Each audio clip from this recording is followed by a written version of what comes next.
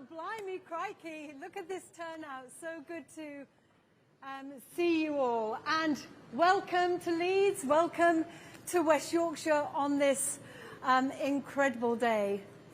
And Northern Powerhouse Rail. We've had so many false dawns, haven't we? So many promises of NPR, but not this time, because this time we have a Labour government, Prime Minister, Chancellor, Secretary of State for Transport, Secretary of State for Communities and Housing, and importantly, all of the fantastic Labour Metro mayors working with governments to deliver that agglomeration of opportunity that this transport offer is going to bring. So it will not matter wherever you live in the north, you will be able to access everything the north has to offer because of this huge investment. Now, we had loads of promises from the Conservative government. It came to nothing. I'm really convinced that a government led by Nigel Farage will get nothing because they've said they want to scrap Northern Powerhouse Rail, scrapping £45 billion worth of investment in the north. But here in Yorkshire, working with David Scaife and Oliver Coppard, we invited Lord David Blunkett to help us with our White Rose Rail Plan, our Yorkshire Plan for Rail, and I'm really pleased with what we delivered. It was affordable, it was phased, it was credible, and I am so grateful that this government have backed it 100% to deliver for the people of West Yorkshire, so we can connect to the amazing work that's going on the other side of the Pennines with Steve and with Andy, and also up to the northeast. And I know that Kim McGuinness has been an incredible advocate for that northern growth corridor. Now, for us, it's faster trains, Leeds to Sheffield, Leeds to York, Leeds to Bradford, investment in making our Leeds City Station fit for purpose, and the same with Sheffield and York, and absolutely critical, that brand new station in Bradford, a through station in Bradford, with, in time, a connection to Huddersfield, and that will take us on to TransPennine, over to Manchester Airport and to Manchester and Liverpool.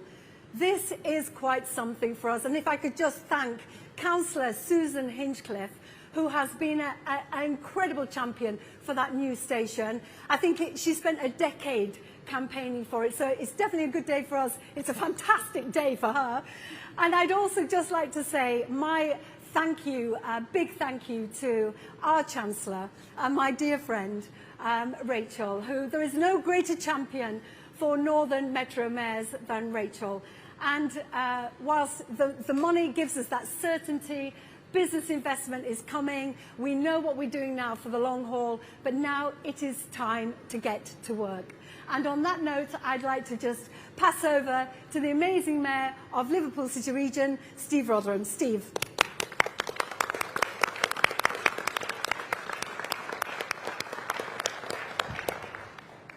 You can always tell that it's an important and auspicious moment when people like David Scaife and Oliver Coppard put ties on.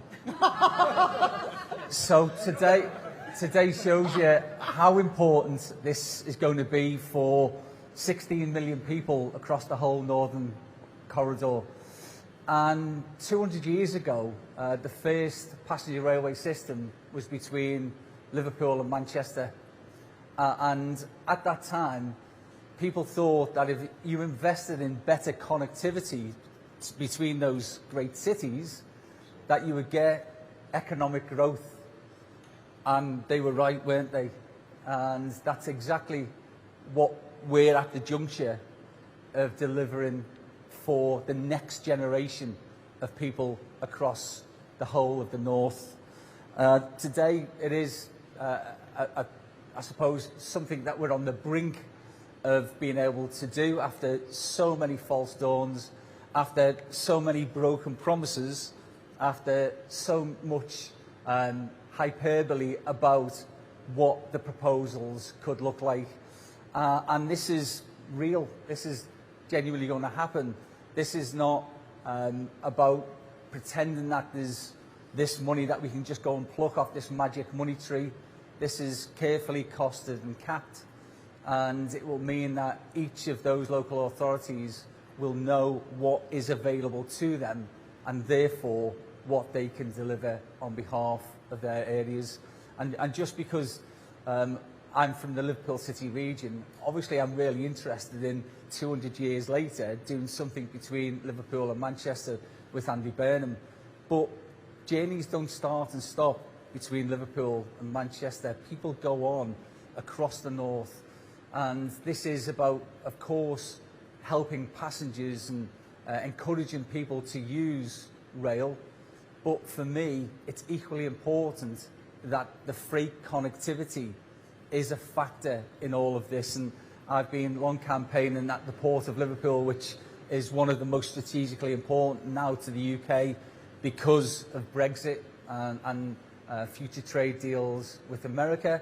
But the Port of Liverpool now has the ability to use new infrastructure, which will mean that we can get more freight onto rail. And more freight onto rail is not just good for the economy, it absolutely is, but it's good for the planet too, and we need to do whatever we can to decarbonise the way in which we transport freight around the country. We can take hundreds of millions of miles off our motorways, and as somebody who's just stood on the side of a motorway after a blowout of a tyre, I can tell you that the majority of those vehicles going past me at 70 miles an hour, blowing me off the lane, what's it called, the hard shoulder. But the majority of those were HGVs, and we could free up lots and lots of motorway space by doing what we're proposing to do. The other thing is that in the past, previous governments have said to us what we were expected to accept. This has been a completely different way around. This has been true collaboration. This has been about consideration from both parties about what we can actually achieve together. It's been, dare I say, an adult and grown-up conversation that we've never had for 14 years. And I'd like to thank both the Secretary of State for Transport, Hardy Alexander, of course Peter and everybody else who's been part of that, the other Secretaries of State who have been involved in this. But all of this needs the sign-off of one particular department, and that's the Treasury. And to have the Chancellor of the Exchequer here today showing that she's backing the North, that she understands that we can rebalance the economy of the whole country by backing the North, is really important to every single one of us here. And you've got lots of leaders who are present today as well, because this is vital for the regeneration and the renaissance of their areas. I'll just give you one example of this, just to make it come alive, because we talk about huge figures and we talk about, billions of pounds. But you might remember the Chancellor announced a new way, a place-based way of funding certain areas, and we were one of the pilots in that. And there's a place in Liverpool which includes Central Station.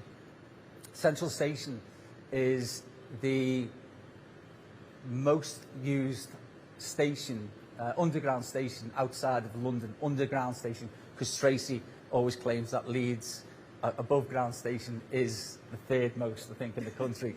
So, see, I'm remembering these things that have been told in my ear. But Central Station could be the catalyst for huge renaissance in the city centre of Liverpool.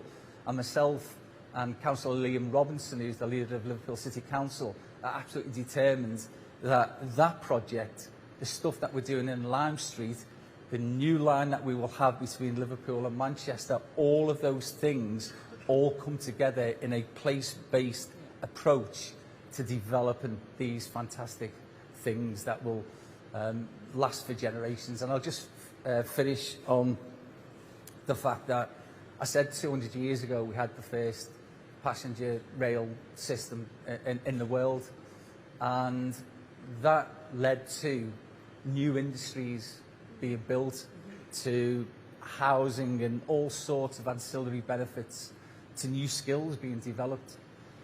It's exactly what will happen with what we're doing across the whole Northern Corridor. Mayors aren't just responsible for transport.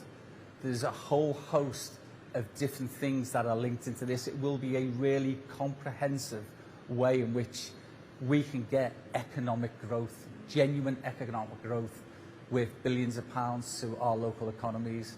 And that's because we have a Labour government backing local leaders and regional mayors. And the way in which we've approached this is down to, I suppose, the foresight, the leadership, the courage that the Chancellor has shown us all. And with that, I'd love to introduce to you the Chancellor of the Exchequer, Rachel Reeves. Thank you. Well, thank you very much. And obviously, I'm here first and foremost as Chancellor of the Exchequer, but I'm also the Member of Parliament for Leeds West and Pudsey and have been a Leeds MP for almost 16 years now. And for me, this isn't just political, this is personal, because for a long time, the north of England and my constituents have been let down and been fed false promises. And I'm determined that we are now finally going to deliver, and that this Labour government is going to deliver what previous governments have promised but failed to get over the line, and that is Northern Powerhouse Rail. And why I think it is so important is because of some of the things that Tracy and Steve have said, but they could equally have been said by Kim and Oliver and David and Andy, because all of our regions of the north have got huge potential. In Manchester City region, it's one of the fastest growing cities in the whole of Western Europe, particularly in areas of new technologies. In Leeds, we are the financial square mile outside of London, and we're doing crazy innovation and development here. In Liverpool, you're a centre for our life sciences. In York and North Yorkshire, we're doing amazing stuff with agri-tech. In the northeast, we are leading in areas like clean energy. And in South Yorkshire, Oliver and the team are pioneering new investments in defence and in aerospace. We've got so much potential and so much going for us in the north of England. But too often that has been despite our infrastructure and despite the national government rather than because of it. And I want this government, with me as Chancellor, to be a partner to the north of England and a partner to our brilliant mayors in the north of England to actually deliver on the potential that we have. We're delivering a lot, but we could do so much more if we work together. Now, already we are upgrading the Transpennine route, and that's incredibly exciting with the electrification of that line, with more frequent services, more reliable services, connecting towns and cities in the north. But this takes it a step further. Today we're unlocking just over £1 billion of money to start purchasing the land and do that detailed development work, because we're setting out the route today and the stations along the journey, but there's more work to do as we do that detailed scoping, and obviously Peter will lead on that work, but with the mayors, not doing it to the mayors or doing it to local communities, but working in partnership, because that is the right approach. And Northern Powerhouse Rail will be a mixture of new railway stations, new lines, and also upgrading what we already have. And we're going to learn the lessons from HS2. HS2 got out of control.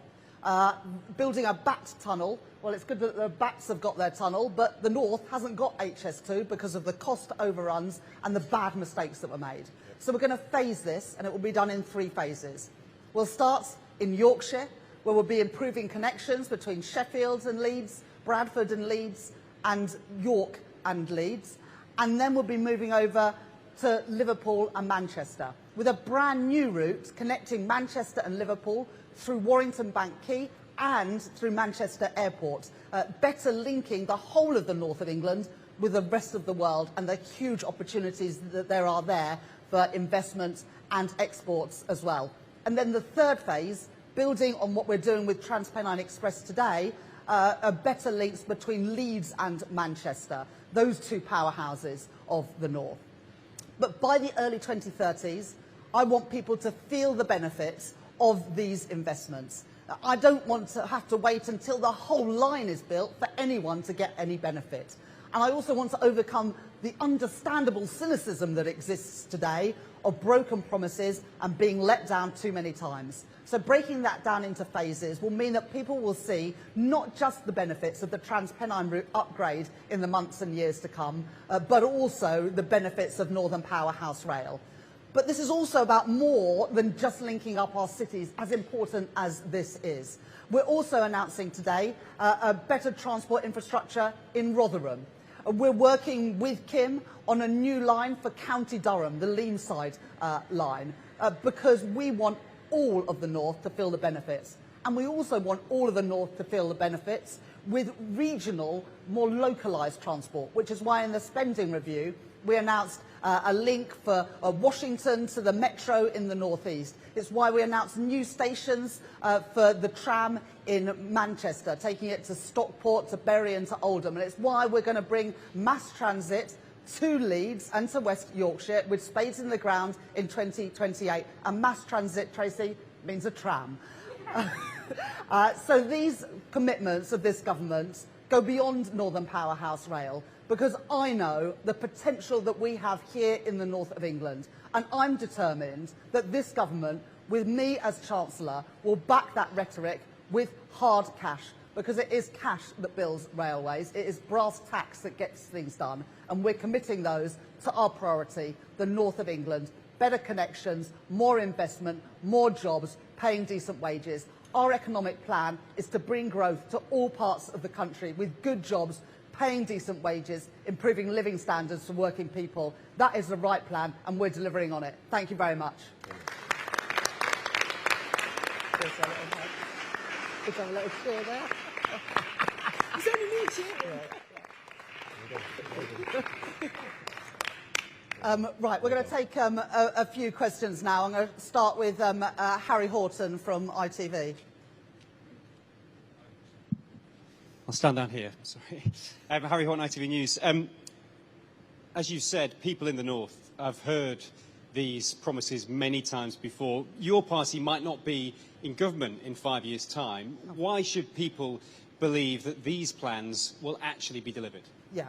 Well, look, I said at the beginning, and it's difficult to believe that I've been the MP for almost 16 years, but I have. And so I have been there for each of those broken promises over the last decade and a half. And so I do understand the cynicism. But we're unlocking money today. And in the spending review next year, we'll be unlocking the next lot of money to fund these investments. But people can already see the £11 billion we're putting into the TransPennine route upgrade, and seeing the difference that that is making to their journey times and regeneration of towns between Manchester and Leeds. Now, look, I can't answer for other political parties. The Tories had their chance. They had 14 years and they didn't deliver any of this. And Reform are now saying that they will cancel Northern Powerhouse Rail, just as we're putting the money into it. Now, I'm not going to write their leaflets for them, but if they're going to say on their leaflets that they're going to take £45 billion out of the north of England, that's up to them, and they can sell that on the doorstep. But I'll tell you what will be in our next manifesto,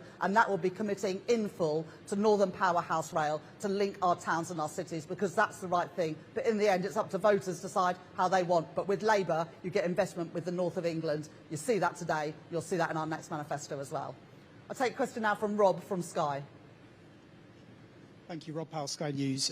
Chancellor, I guess by their nature, these are long-term projects.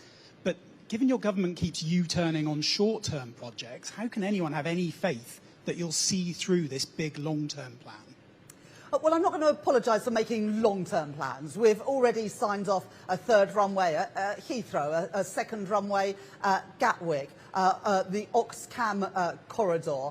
We are already investing in a Transpennine route upgrade. Electrification has already happened between Stalybridge and Manchester. It's happening between Huddersfield and Leeds. So these are not hollow promises. They're things that my first budget unlocked at £120 billion of additional capital spending. Is why, as well, we're able to sign off Sizewell C and small modular reactors. We've got a plan for growth. It is the right plan. It is based on bringing investment into the UK. Yes, in this case in terms of rail, but that rail is just the start of it. This is about attracting more investment, both domestic and global, to the north of England, with better housing, more good jobs, paying decent wages. And just on the sort of story today, which I must say I do think has been rather overwritten on digital ID.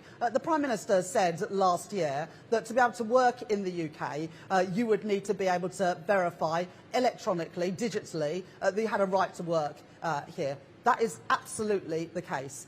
The question is whether you can use an e-passport or an e-visa or a new digital ID. To be honest, I'm pretty agnostic about that. What I don't want is people who are illegal in this country working illegally in this country and undercutting workers that are already here. That is the commitment we made, and that is a commitment we are delivering on. Catherine from GB News. Thank you, Catherine Forster, GB News. You talk about £120 billion of capital investment, but you're actually only allocating £1.1 billion to this in this Parliament. A lot of this is going to take to the 2030s, 2040s. The Prime Minister says you're rolling up your sleeves, but isn't there actually a lack of ambition here? And also, if I may, 13 U-turns and counting. What do you say to people who are not sure that this government knows what it's doing?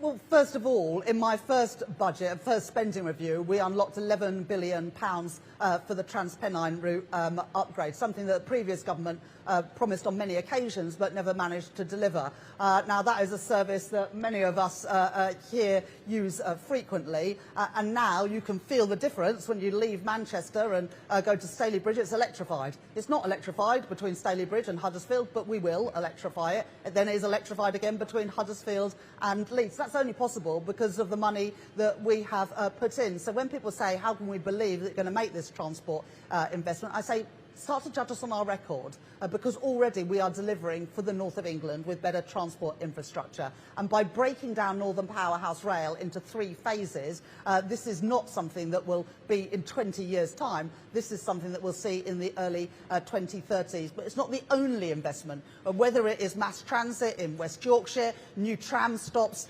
and new metro stops in the northeast, or in Greater Manchester, we are already delivering on the commitments we've made. And as I just said in my answer to Rob, you know, if you are going to get fixated on whether it is one particular form of digital ID to verify you can work, oh, that's fine.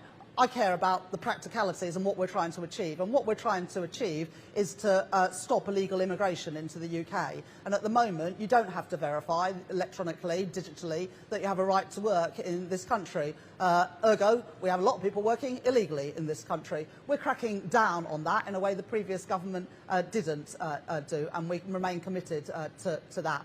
We've got a plan to grow the economy. We were the second fastest growing economy in the G7 last year, according to the IMF. We've had 6 cuts in interest rates. Inflation is on the way down. People are getting £150 off of their energy bills from April, as well as rail fares and prescription charges being frozen. We've got a plan. We're sticking to it, and we're delivering for working people. Claire from Channel 4 News. Hiya. Claire Fallon. I cover the North for Channel 4 News. Even better. You talked about learning the lessons from HS2, and it just occurred that isn't the lesson the North learned from HS2 that actually the money might run out, they might not get to you before it all gets cut? And with that in mind, with the sequencing that you've set out, with doing Yorkshire first and then doing Manchester to Liverpool, can that be perceived as kind of being a carrot-shaped incentive to keep Andy Burnham in line?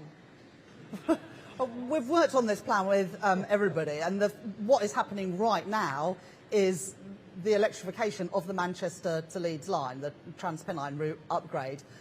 We can deliver that quicker than we can build a new railway line, and it delivers tangible benefits for people in Manchester, in Rochdale, in Staley Bridge, and right across Greater Manchester. And it also delivers for people in West Yorkshire, because do you know what? I love the mayors, but the people I really want to deliver for are the people in those areas who rely on this public transport to get them to work and college and all the rest of it. But we've worked on these plans with the mayors. We've got all 6 of our Labour Northern mayors here today, and we're jointly committed to this project. I'll take a question. Is it Tom from the Mirror? Alex from the Mirror. Alex. You talked about how important this is for the North, but a lot of it isn't going to materialise until the 2030s and beyond. Are you worried that the time all this takes to build risks leaving a generation behind right now? Well, I wish we could have got started on this 14 years ago. Believe you me, Alex. I've been an MP for almost 16 years. A lot of those were wasted in opposition whilst, you know, frankly, the Labour Party had a fight with itself rather than trying to govern the country. We're in power now. We've only been in power for 18 months, but we're already delivering on our plan. We are upgrading the Transpennine route. We've got that money flowing into city regional transport. We're taking money off of people's energy bills. So mirror readers from April will be getting £150 off their bills. The rail fares on the railways that we do have will be frozen this year, the first time that's happened in 30 years. And we've frozen prescription charges for the 2nd year in a row. So we are delivering now for people, but I'm not going to apologise for making the right long-term decisions as well. But I want the long-term to be as quick as possible, which is why we are phasing Northern Powerhouse Rail. We're not going to wait for the whole thing to be built between Liverpool and York to get the benefits anywhere on that journey. And that's why we are confident, the mayors are confident, Peter is confident, that in the early 2030s people will see the benefits. And the young people that I met today who are on their, doing their apprenticeships here know now that they are going to have work for decades to come.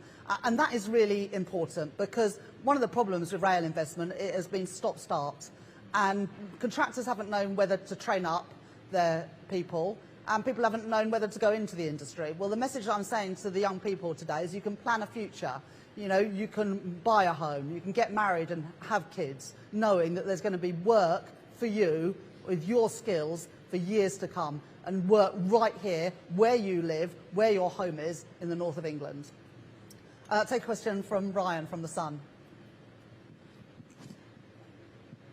Thank you, Chancellor. On business rates, you say that you want to help the high street, but shops, restaurants, pharmacies are asking for help on those business rates. Will you come up with a rescue package beyond pubs, or are you willing to sacrifice them, sacrifice hospitality, and slowly kill off the high street? Well, it's a pleasure to see you as ever, Ryan. He's much nicer in real life. Ryan, during the pandemic, quite rightly, a lot of temporary support was given to the hospitality sector, particularly to pubs, because they were closed. That's not the same for the whole economy, and not the same for the whole high streets. Many shops were able to stay open during the pandemic, and so their valuations stayed pretty steady. But the valuations of pubs collapsed, and as a result, their business rates payable fell. In our business rates review, we have permanently reduced the business rate tax for our high streets and for smaller businesses. But as that temporary relief comes to an end, although we are putting £4.3 billion of temporary support in, and as those valuations have risen, the tax paid on business rates for some pubs is going up. And that's why I've said, working with the industry, that we are working on additional support for those businesses. But if you are putting in support, you've got to find the money somewhere else. We already put up taxes significantly in the 2 budgets to steady our public finances, which has enabled interest rates to come down 6 times. So we're working with the hospitality sector. I've been very clear that there is a package to come on top of what we've already done for pubs, and we'll be announcing that in the days ahead. Yep. Thank you. Tim Wallace of the Daily Telegraph. Chancellor, you said you want to help pubs. You also said you want to help with the cost of living. Are you reconsidering next month's increase in alcohol duty? It's going up 3.66%, which is an extra squeeze on the sector. No, I set out the budget on November the 26th, including uprating by inflation those duties. So they are going up as planned, but only in line with inflation. The key cost of living offer that we made in the budget was £150 off of the average energy bill, freezing rail fares for the first time in 30 years, and freezing prescription charges for the second year in a row. As a whole, the Office of Budget Responsibility say that that will take around 0.4, 0.5 percentage points off of inflation, and that should give confidence to the Bank of England in terms of cutting interest rates. We've already had 6 cuts in interest rates since I became Chancellor in July 2024, taking hundreds, in some cases thousands of pounds off people's mortgages after the disaster that was done to people's mortgage rates and their living standards under Liz Truss and the Tories. I mean, I think they're still in the Tories. Who knows? Who's got the next question? Yeah. Thanks, Chancellor. It's Josh Halliday from The Guardian. You've spoke about the understandable cynicism that people have. One way to answer that might be to give detail on the money behind it. Yeah. You've mentioned 1.1 billion in this spending review. Can you say how much will be allocated to this in the next spending review, or give a rough idea? And secondly, if I can, 4 years ago, Labour described the Tories' NPR as an absolute betrayal and called it the Great Train Robbery. That version looks very similar to this. Is this just a massively watered down version of what the mayors actually wanted? Well, look, the mayors can speak for themselves, but this project has the backing of all the mayors, and the big difference between Tory promises and what I'm setting out today is that this is got money behind it. £45 billion envelope for this investment. It is important that we set an envelope and set a cap, because all the lessons, and Peter will know this better than most, all the lessons from HS2 is a failure to have a plan when it was announced with a route, the failure to have an envelope or a cap, but also the failure to phase it, but just to think of it as one project, are the things that led to these huge cost overruns. And also, it's not just the money we're announcing. The Planning and Infrastructure Act means it will be quicker and easier to get the planning permission and get this over the line. And this is not just about rail. This is also about new housing. I was with Andy and Steve in Stockport before the last general election, seeing the amazing investment into housing and business there, connecting Manchester city centre and Stockport, I think 8 minutes on the train, so using the transport infrastructure to connect people with jobs, with more affordable housing. I want to see that in more parts of the country, which is why we are fast-tracking housing development around stations, because the infrastructure is already there. So investment by the government and with mayors in transport to unlock tens of billions of pounds more of growth in our northern towns and cities. And together with Tom Reardon, who we've appointed as our Northern Growth Envoy, we'll be publishing more details of our Northern Growth Strategy in the spring. Oh, so we've said £45 billion in total. This next spending review is going to be in 2027. We'll set out the details then. But as you know, because of my first budget, we do have £120 billion more over this Parliament, including the period of the next spending review, to invest compared with the plans that I've inherited. And of course, some of that money will go to this. I think I'm only going to be able to take one more question. Yeah, Jen. Hello. Yeah, I just wanted to, a bit further on what you were just saying then about the next spending review. So you've only announced £1 billion towards this in this Parliament, but you're saying that... No, not in this Parliament, in this spending review, but this spending review is up until 27. So in this Parliament then, yeah. Are you saying that a significant proportion of that 45 could actually be released and start to be spent? Yes, so the first spending review only takes us to 2027. So the 1 billion is being released to do the preparatory work and some of the land purchases. But the next spending review will allocate more money, including for the final 2 years of this Parliament. So you don't need to, be worried that it's 1 billion in this Parliament. That is not the case. We've got a spending review. It's important that we're making these announcements now so that ahead of the spending review, we can work out what is needed in this Parliament and then what is needed in the years ahead. Hello? But do you have any sense of how much of that 45 could then get released in this Parliament? That's what I'm saying. Well, I realise you haven't done a spending review yet, but yeah. it doesn't sound a lot at this moment because it's 1.1 billion. Yeah, but it's not 1.1 billion. No, I know. It's 1.1 billion. I understand that, but are you expecting it to be a significant amount of money that you release in the next spending review for this? Right. Well, if we're going to, as I've just committed to, feel the benefits in the early 2030s, there better be some money committed at the spending review. I'm the Chancellor. I'm telling you, there will be. Can I just ask, as a follow-up, how easy was it negotiating with the mayors? Thank you. What do we call them? A magnificence? A munificence of mayors is the new, what's it called? A collective noun for mayors, and they are magnificent. But look, we could have said, which is what previous government did, oh, here's a plan. Yeah, that is what happened, isn't it, Peter? You were around for some of that. But that was not our approach. We've worked together on this, and that is the right approach because look, I'm an MP up here. I've got a bit of idea about what people in Leeds want, but I'm not as connected as Tracy and Andy and Steve and Kim and Oliver and David are. Of course I'm not. That is why it's so important. And also beyond that, we've got all of our local council leaders here as well today who've been absolutely crucial in making this plan better.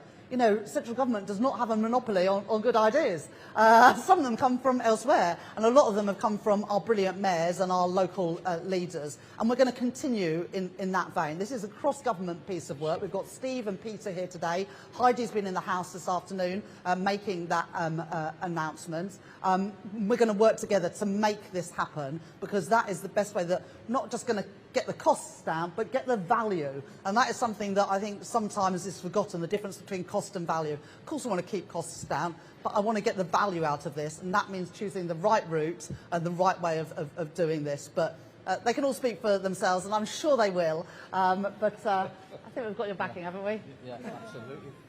There you go, Jen. Thank you very much. I'm afraid that's all we've got time for, but I'm sure we'll discuss this on many other occasions. Thank you.